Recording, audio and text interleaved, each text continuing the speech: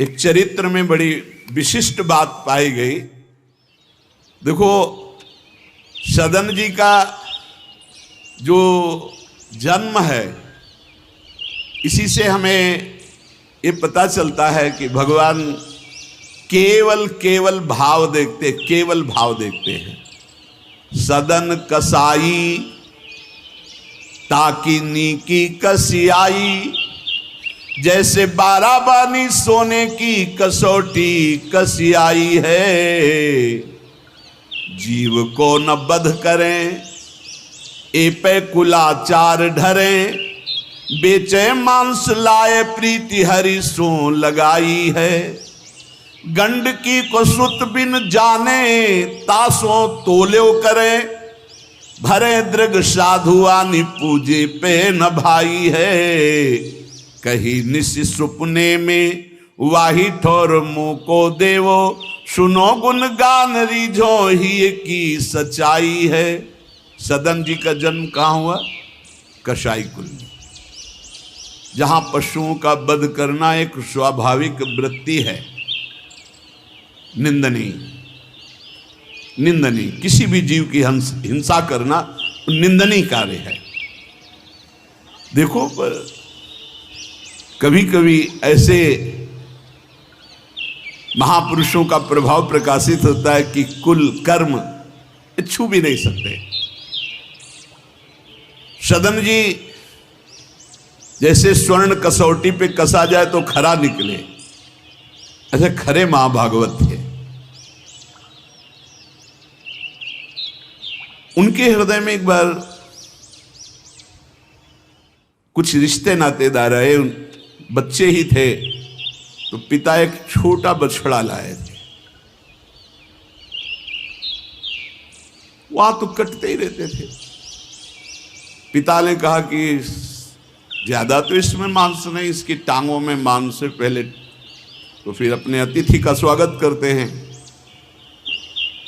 सदन जी ने जब सुना उसके पास गए तो लिपट कर रोए। बच्चे थे, बछड़े से, ऐसा ऐसा मेरे पिताजी कह रहे हैं तुम्हें काटा जाएगा, और ऐसे दुलार कर रहे थे। बछड़े के भी देखा आंसू निकल रहे। हर जीव को पता है, कष्ट का पता होता है। तो उसने कहा, एक भागवती महापुरुष का जीवन बदलना है, इसलिए मानो बछड़े ने कहा कि तुम अपने पिताजी से कह दो, उचित तो यह है कि पहले मेरी गर्दन काटे। तो सदन जी ने कहा, ऐसा क्यों? बोले, क्योंकि मैं पूर्व में ऐसा था, तुम्हारे पिताजी पशु थे और मैंने इनकी गर्दन उड़ाई है, तो मैं अब पशु बना हूं, इनसे कह दो तुम्हें गर्दन ही काटनी चाहिए, पहले जिंदा टांग मत काटो, मैंने तुम्हें इतना कष्ट पूर्व में नहीं दिया था, सीधे गर्दन काटी थी। इसका मतलब जो कर्म किया जाता है उसका फल मिलता है पक्का। मैंने पूर्व में तुम्हारे पिता की गर्दन काटी थी इस जन्म में, इसीलिए मुझे पशु बनना पड़ा, और तुम्हारे ही पिता मेरी गर्दन काटेंगे पक्का, तुम रोक नहीं सकते, क्योंकि वो विधान है। पर वो पहले टांग ना काटे, पहले गर्दन काटे। अब ये घटना उनको बहुत चुभी। जीव को अपने कर्म का फल भोगना पड़ता है जन्म जन्मांतरों में। बच्चे ही थे, कुछ संत मंडली जा रही, यही है मत की रति गति भूति भलाई, जब जे जतन जहां जे पाई, सो जानो सत्संग प्रभाव। सत्संग का एक अमोघ प्रभाव होता है। वो संतों के सामने गए, चरणों में लौट गए, बालक थे। संत जनों ने, उठो उठो बच्चे। तो रोते हुए बोले कि हर कर्म का फल जीव को भोगना पड़ता है, कोई ऐसा साधन है जिससे कर्म का फल ना भोगना पड़े और जीवन मुक्त हो जाए, जीव मुक्त हो जाए? उनका भगवान का निरंतर नाम रटना। श्री हरि हरि नाम निरंतर रटे और स्वयं किसी जीव को कष्ट ना दे और संतों का संग करता रहे तो जीवन मुक्त हो जाएगा। बस छोटे से बालक सदन जी में बात बैठ गई। बस अंदर शुरू कर दिया, हरि श्री हरि श्री हरि श्री हरि। संतों की बात मान ले तो परम पद जेब में है। अब पिताजी जब तक रहे तब तक वो वध करते रहे जीवों का, लेकिन सदन जी ने कभी कभी किसी का वध नहीं किया। वो कुल परंपरागत मांस खरीद लाते और उसी को मुनाफा करके बेचते और परिवार का पोषण करने लगे। एक दिन ये रास्ते में आ रहे थे तो किसी साधु का बटुआ ढीला होगा तो शालिग्राम भगवान गिर पड़े। इन्होंने उठाया कि अच्छा चमकता हुआ कोई पत्थर है, शालिग्राम भगवान को लाए तो उन्होंने अंदाज में कि आधा 1 किलो के वजन का काम तो करेंगे, तराजू में रख दिया। हरि श्री हरि श्री हरि श्री हरि, हर समय नाम जपना। ये तो बचपन से शुरू था संतों की कृपा से और भगवान से अंदर से समर्पण था। ये नहीं जानते थे कि शालिग्राम भगवान है, देखा ही नहीं था कभी भगवान के शालिग्राम रूप को।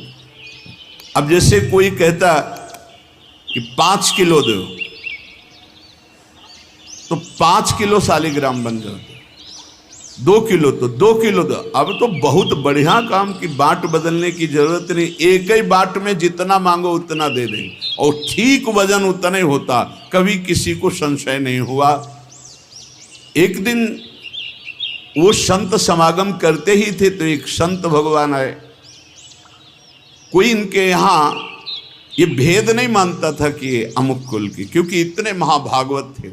संतों के चरणामृत लेना, उनके पास बैठकर सत्संग करना, तो संत जन इनके यहाँ आकर के बैठते थे, इनके यहाँ आकर के थोड़ी देर भगवत चर्चा, बड़े उच्च कोटि के भाव सदन जी के प्रकाशित थे। तो एक संत भगवान ने देखा कि ये तो बड़े सिद्ध शालिग्राम हैं, इनमें तो चक्र का चिन्ह भी है और ये इससे मांस तोलते हैं। अश्रुपात होने लगे संत जी के कि ऐसा अनर्थ करते हो तुम, भगवान के भक्त हो। संत जी ने सदन जी से बताया कि ये जानते हो तुम्हारे बांट नहीं है, स्वयं शालिग्राम भगवान हैं और इतना घृणित कार्य कि तुम इनसे एक तरफ मांस और एक तरफ शालिग्राम। बड़ी बड़ी उनको व्यथा हुई। सदन जी ने कहा मुझे कुछ पता नहीं, मैं नहीं जानता, मेरे लिए तो ये बहुत सिद्ध बांट है, मैं जितना ग्राहक मांगता है उतना ही, आधा किलो तो आधा किलो, 5 किलो तो 5 किलो बन जाते हैं। आप देखो अपने कुल कर्म को कर रहे हैं और नाम जप कर रहे हैं और संतों की कृपा है। तो देखो अचानक रास्ते में भगवान शालिग्राम जी मिले थे। उन्होंने कहा अगर ये भगवान है तो आप ले लो, हम तो सेवा पूजा कुछ जानते नहीं, आप इनको ले जाओ। संत जी ले गए और देखो ये हृदय में बैठा लीजिए, संत मिले मतलब आखिरी जन्म हमारा है। विश्वास अगर कर ले, पक्का समझ लीजिए ये तुम्हारा विश्वास काम करेगा। निमज्जोन्मज्जताम घोरे भवाब्धौ परमायनम संतो ब्रह्मविदा शांता निर्दडे वापसु मज्जताम। इस घोर संसार सागर में जो हम डूब रहे हैं तो भगवान भेजते हैं ब्रह्मवेत्ता संत महापुरुष का समागम, और जहां संत मिले तो आखिरी जन्म समझो इस संसार समुद्र से पार होने के लिए सुदृढ़ नौका संत समागम है। भव सागर कहाँ नाव, शुद्ध संतन के चरण, तुलसीदास प्रयास बिनु मिलहि राम दुख हरन। संतों के चरणों का सानिध्य मिला तो देखो सदन जी हरिनाम जपने लगे, सदन जी के हृदय में संतों के प्रति प्रियता बढ़ी, शालिग्राम भगवान मिल, सब बानक बन जाता है। अब संत जी शालिग्राम भगवान को ले गए, एकांत में जाकर के भगवान का पंचामृत से अभिषेक किया और इसके बाद वेद की स्तुति की। पुरुष शास्त्र शीर्षा पुरुषा सहस्राक्षा शास्त्रपद भगवान को बिल्कुल अच्छा नहीं लगा। देखो, भगवान प्रीति चाहते हैं, सिद्धांत एक अलग होता है। इसीलिए कल हम ऊपर कुछ साधकों से कह रहे थे कि किसी भी साधक को ठाकुर जी में जिस रूप में आसक्ति हो उसको ठेस नहीं पहुंचानी चाहिए, क्योंकि पता नहीं कितना आसक्त हो, आप देख करके अच्छा चलो, ऐसे नहीं कभी वही ओहो धन्य भाग, कितने सुंदर आपके ठाकुर जी है, बहुत सुंदर, आप खूब प्यार कीजिए, क्योंकि पता नहीं वो कितनी गहराई से प्यार कर रहा है आप, तो उसका हृदय बहुत दुखी हो जाएगा। भक्त का हृदय दुखी हुआ तो आपकी उपासना में फर्क पड़ जाएगा। संत जी को लगा था कि कसाई कुल में जन्मे हैं, मांस का उधर पल्ला इधर ठाकुर, क्या अपराध कर रहा है, उनको ऐसा, और बाहरी दृष्टि में लगता भी ऐसा ही है। तो कहा भयो जो पे बड़े कुलहू में जन्म भयो, जप तप नेम व्रत साधन अपार है। कहा भयो तीर्थ अनेकन गमन किए, गयो नहीं जौलो निज मन को विकार है। जौलो मेरे संतन में राखे जाति भेद सदा, तौलो कहो कैसे वह पावे सुख सार है। मेरे साधु नीच पद पंकज ना धोयो, जौलो सब शास्त्रन को पढ़ी बोई भार है।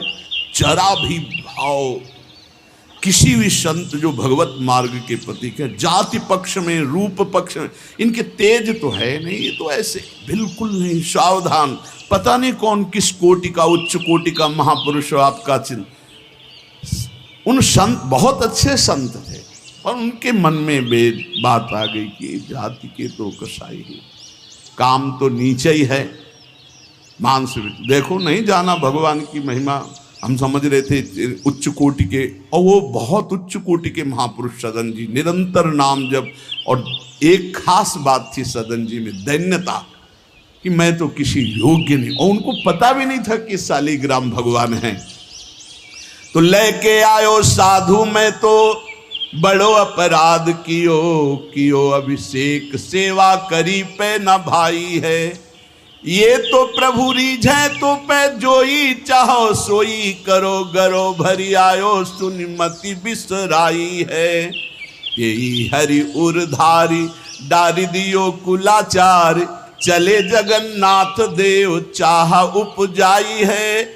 मिले एक संग संग जात वे सुगात सब, तब आप दूर दूर रहे जान पाई है। संत जी ने बड़ा अभिषेक किया, वेद स्तुति की, भगवान को भोग लगाया, बड़ी प्रसन्नता से उच्च सिंहासन पर विराजमान किया। भगवान उसी समय आकाशवाणी हुई, ए साधु, मुझे ये तुम्हारी वेद स्तुति बिल्कुल पसंद नहीं, तुम्हारा ये पंचामृत स्नान भोग, ये सब तुम मेरे भक्त पर नीच बुद्धि करके मुझे लाए हो ना। ये मुझे तुम क्या समझते हो, वेद मेरी श्वासों से ही तो प्रकट हुए हैं।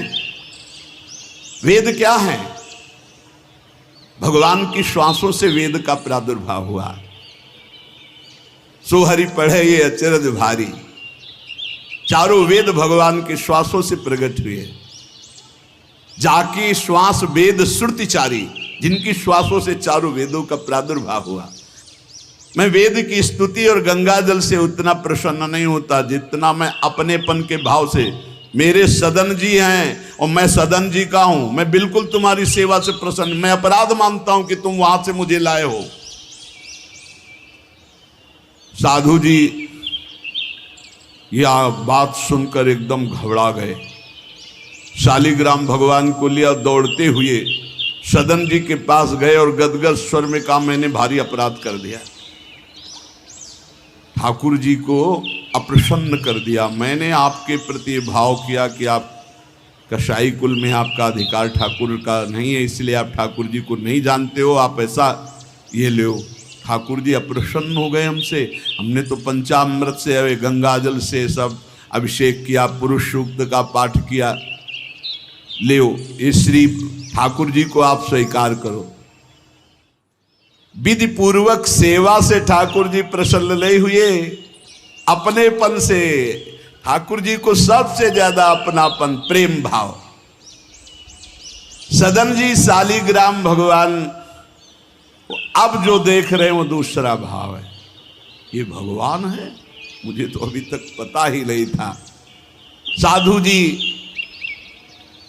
जब चले गए तो कहा अब तौलने के काम में तो नहीं, एक सुंदर नवीन कपड़े में ऐसे गले पे लगा लिए, ठाकुर जी गले पे डाल दिए।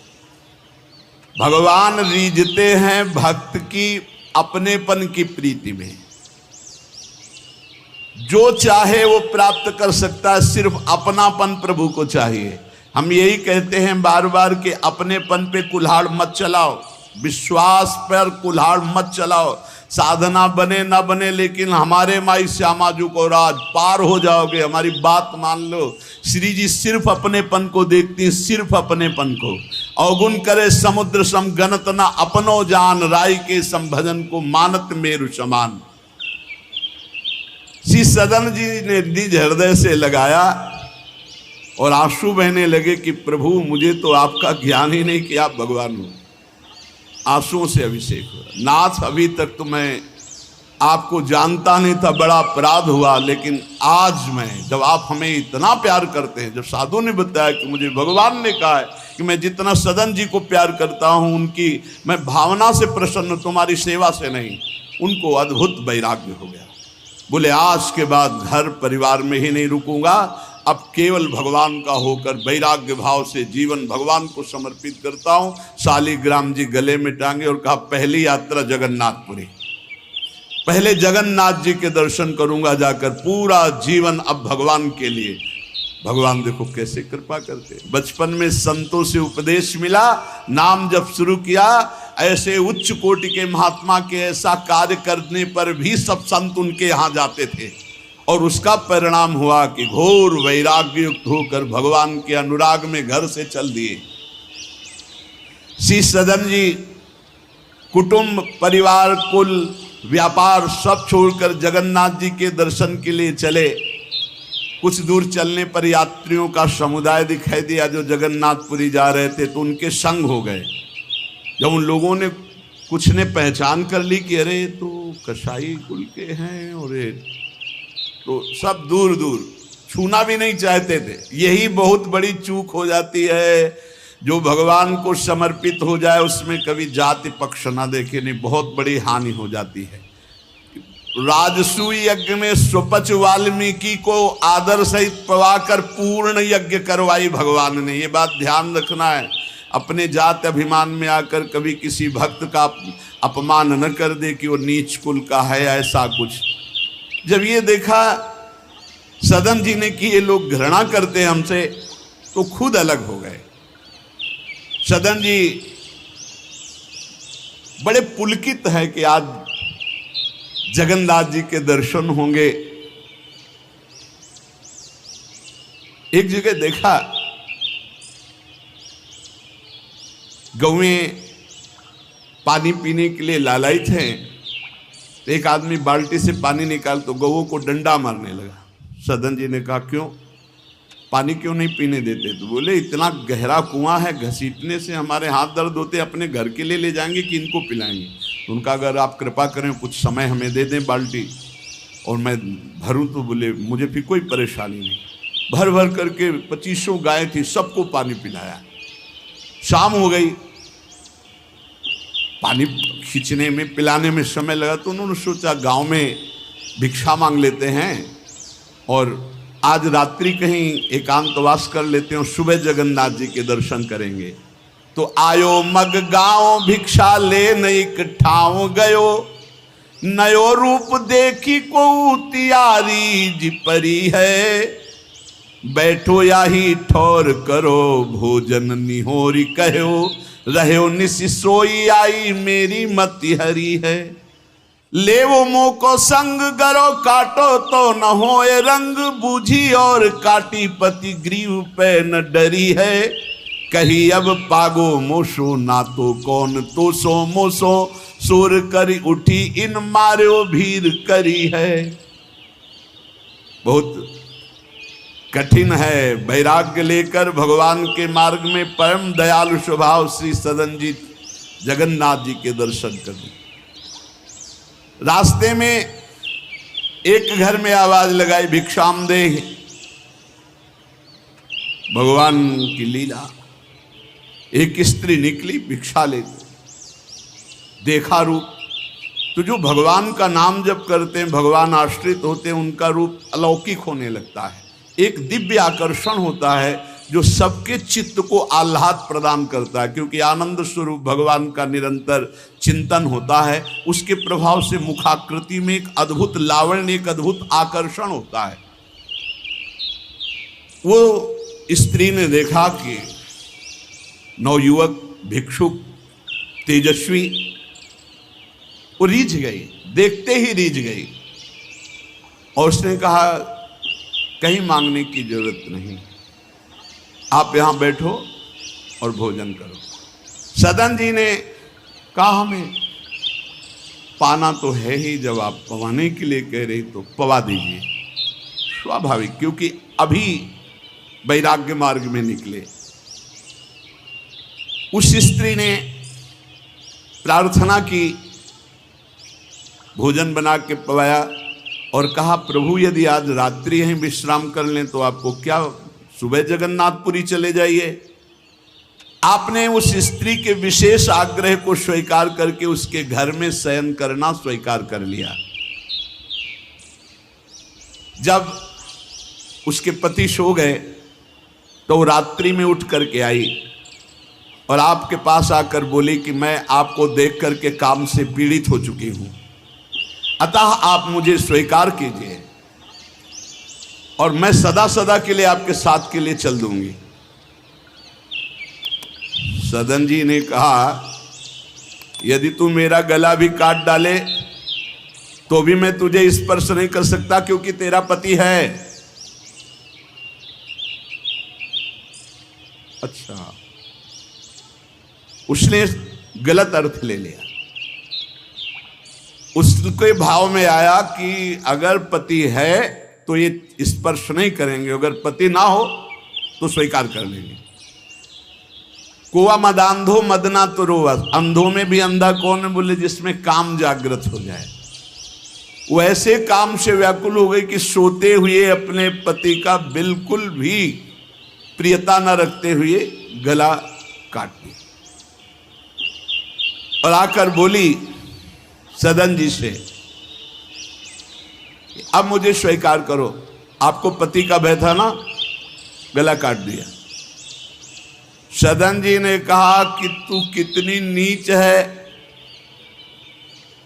जब तू अपने पति का गला काट दिया तो तू कितनी नीच है, इतना सोचा है?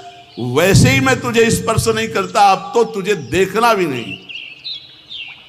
तो स्त्री ने कहा मुझे ऐसा मत समझो कि मैं तुम्हें भी बख्श दूंगी, तेरे कारण मैंने अपने पति का गला काटा है, तो फिर तू भी नहीं बच सकता। तो सदन जी ने कहा क्या कर सकती हो? तो उसने कहा मुझे स्वीकार करो, नहीं उच्च स्वर से अभी हल्ला मचाती हूं। माया का विचित्र तांडव,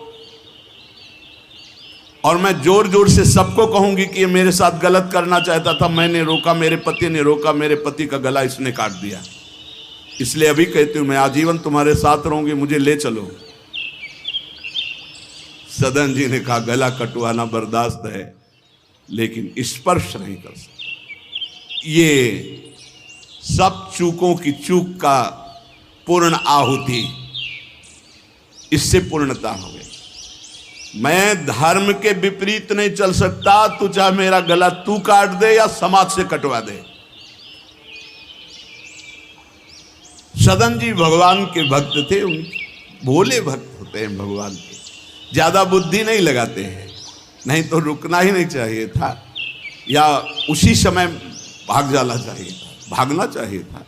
वहां बैठ करके उपदेश नहीं, जब ऐसी घटना है तो भागना चाहिए था। जब वो कि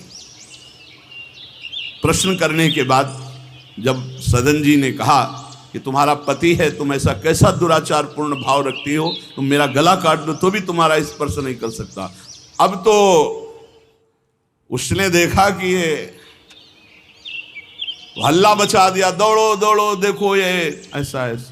अब गांव के लोग इकट्ठा हो गए, तुरंत बंदी बनाए गए सदन जी। वहां कौन सुने सदन, कौन सुनता है, भीड़ में कोई सुनता है। कड़ा शासन बादशाह का था, उनके सामने पेश किया गया। हाकिम पकड़ पूछे कहे हंसी मार्यो हम, डार्यो सोच भारी कही हाथ कत डारी। कट्यो कर चले हरि रंग मांझ झिले, मानी जानी कछ चूक मेरी यह उर्धारिये। जगन्नाथ देव आगे पालकी पठाई लेन, साधना सो भक्त कहा चढ़े ना बिचारिये। चढ़ी आए प्रभु पास सुपनों सो मिट्यो त्रास, बोले दे कसौटी हूं पे भक्ति विस्तारिये। जब सामने बादशाह के पेश किया गया सदन जी को, पूछा गया स्त्री से क्या दोष है इनका। बोले साहब ये हमारे प्रति गलत भाव रख रहे थे, मेरे पति ने मेरी रक्षा की, इन्होंने पति का वध कर दिया, फिर मेरे साथ तो मैंने हल्ला मचा दिया, फिर ये बंदी बनाकर आपके सामने ले गए। सदन जी से पूछा तो हंस दिया, उस स्त्री की तरफ देख के हंस दिया कि भगवान क्या लीला करना चाहते हो।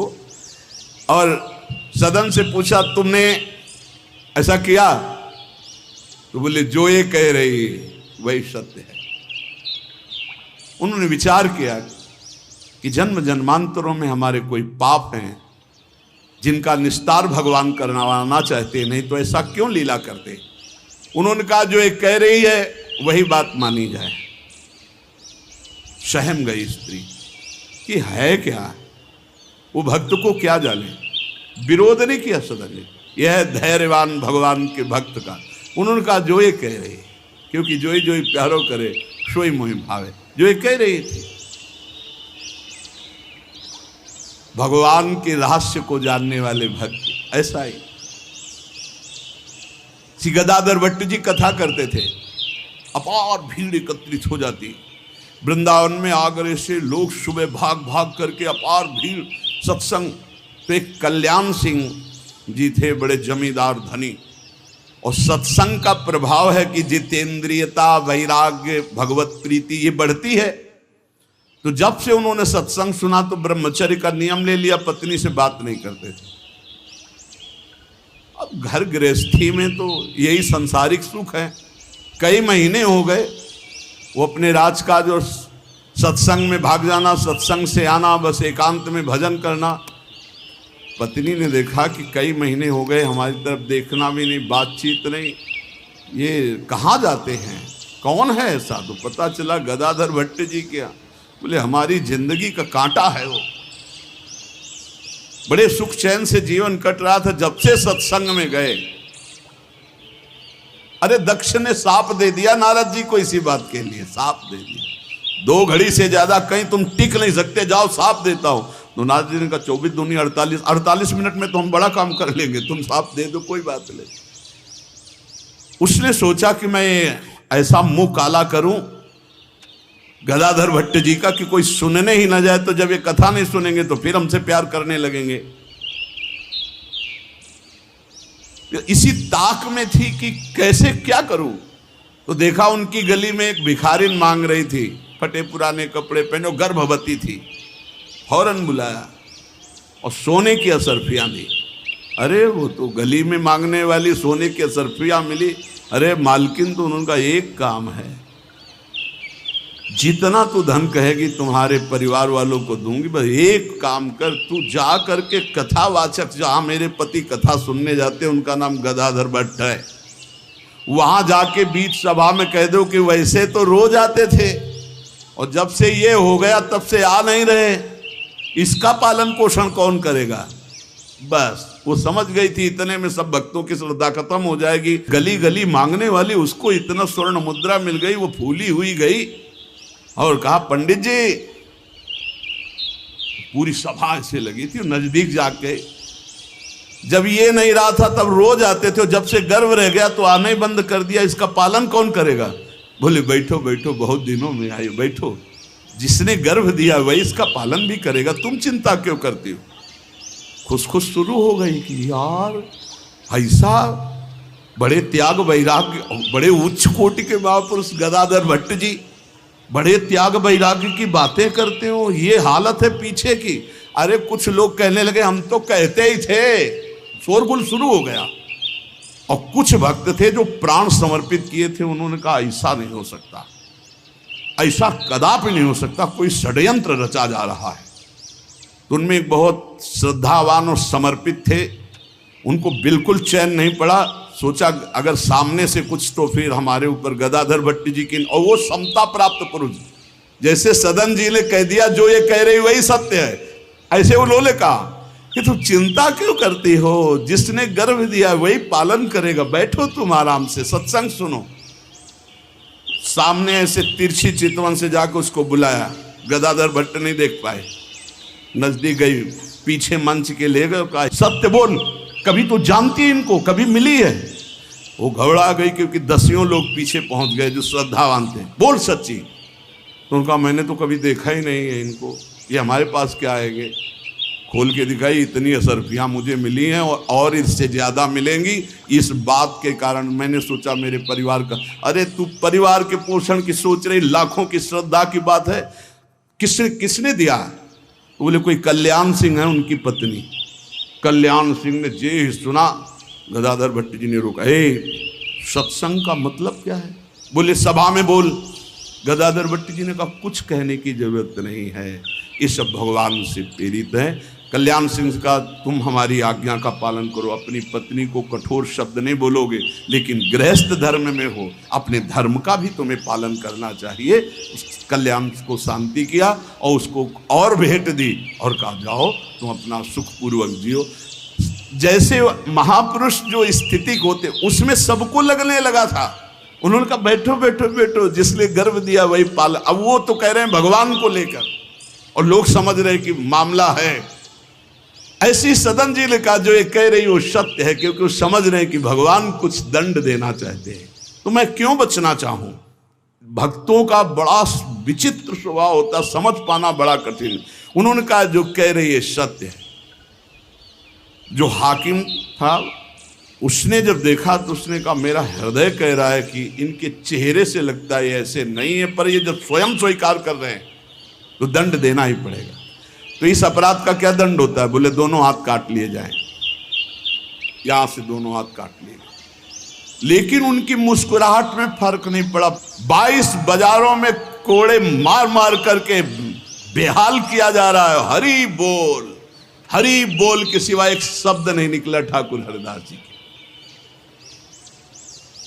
आप विचार कीजिए भक्ति में कितनी शक्ति है, कितनी अपार सामर्थ्य है। इतनी बार कष्ट दिया गया प्रहलाद जी को, एक बार भी हरि से शिकायत नहीं की। हर बार हरि हरि हरि, हर समय मतलब बलिहारी है इन महाभागवतों की जो भगवान के लाडले हैं। माया पर विजय प्राप्त करके दिखा दिया इन्होंने कि चाहे जितना सताओ, हरि के भक्त में ना हरि से प्रश्न है और ना सामने वाले पर कोई शिकवा शिकायत। दोनों हाथ काट लिए गए, मुक्त कर दिया गया, इसलिए कि वैष्णव है, भगवत भक्त है। अपराध बन गया तो हाथ काट लिए गए, उनको जेल आदि नहीं, भगवान के शिष्य। अब रक्त स्राव हाथों से हो रहा है। जय जगन्नाथ, जय श्री हरि, जय श्री हरि। यात्रा नहीं रुकी जगन्नाथ जी की।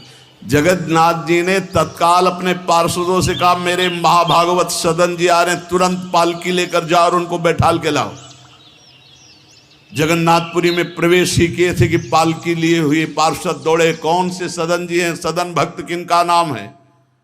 तो उनका सदन तो इस अधमदास का नाम। पालकी पे बैठो जगन्नाथ जी। अरे उनका कैसे पालकी, भगवान की भेजी हुई पालकी में, पालकी को साष्टांग दंडवत किया ऐसे कि भगवान की पास नहीं, जबरदस्ती भगवान के पार्षदों ने उठा के पालकी में, जय जगन्नाथ। सदन जी सोच रहे कौन सी लीला है, वहाँ हाथ कटवा रहे। या इतना बड़ा सम्मान कि किसी को नहीं मिल सकता। जगन्नाथ जी के पार्षद पालकी लेकर जब जगन्नाथ जी के सामने गए तो आंख में आंख मिलाई और कहा, प्रभु इच्छा तो थी कि हाथ जोड़कर आपको, पर अब हाथ ही नहीं। तो ऐसे ही जीव किया तो जैसे स्वप्न में दुख मिला था जागते ही खत्म हो जाता है, ऐसे ही कोई पीड़ा नहीं, कोई हाथ कटे नहीं, पूरे नवीन हाथ और साष्टांग भगवान को दंडोत। भगवान ने कहा कि तुम हमारी कसौटी में पास हुए, जाओ तुम्हारे द्वारा इस जगत में भक्ति का विस्तार हो। जो तुम्हारे लीला चरित्रों का गायन करेंगे, जो तुम्हारे भाव, तो तुम उनके अंदर भी जैसी तुम्हारी सामर्थ्य भक्ति की, वैसी भक्ति की जागृति हो।